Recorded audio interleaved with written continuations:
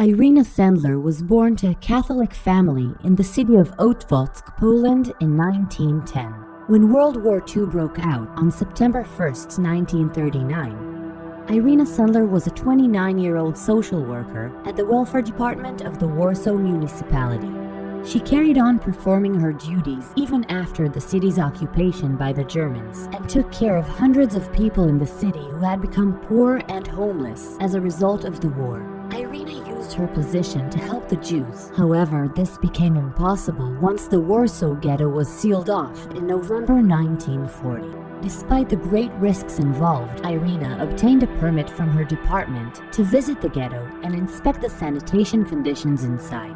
Once she had infiltrated the ghetto, she made contact with Jewish relief organizations and began helping them smuggle Jews out of the ghetto and find places for them to hide in the Aryan part of the city.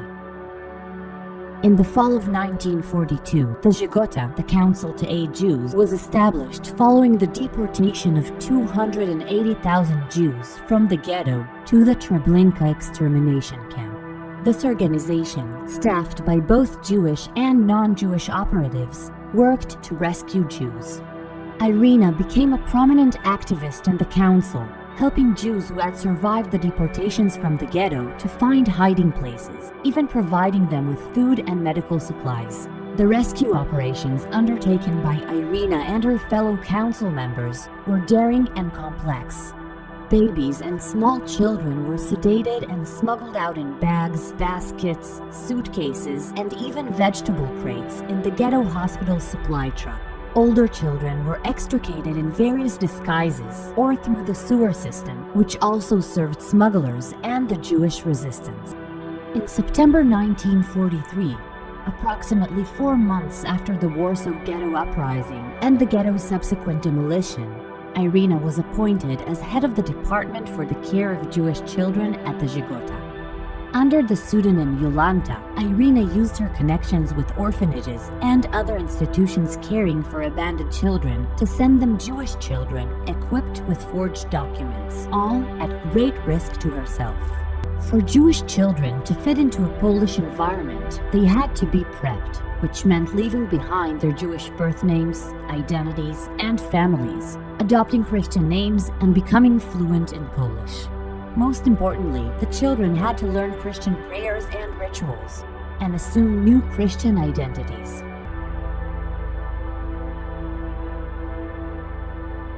Irena made sure to keep precise records of the children sent to these institutions, so that they could be located after the war and returned to their families. It is important to remember that the danger was not limited to the Germans. There were also local informants who, motivated by financial reward or by their own anti-Semitism, would disclose the locations of rescued Jews and their Polish rescuers alike. Therefore, the survivors often had to be moved from place to place, from house to house, from apartment to convent, or from town to village and back again.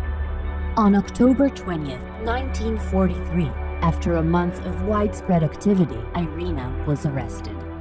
Prior to her arrest, she had managed to hide incriminating evidence, such as the coded addresses of some of the children's whereabouts, as well as evidence of large sums of money paid to some of the hosts.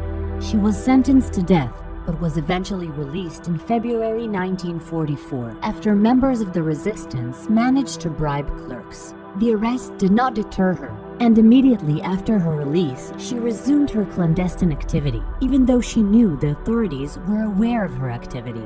Over the years, she received numerous recognitions for her heroic conduct during the Holocaust. After the war, Irena worked for the Ministry of Health in Poland.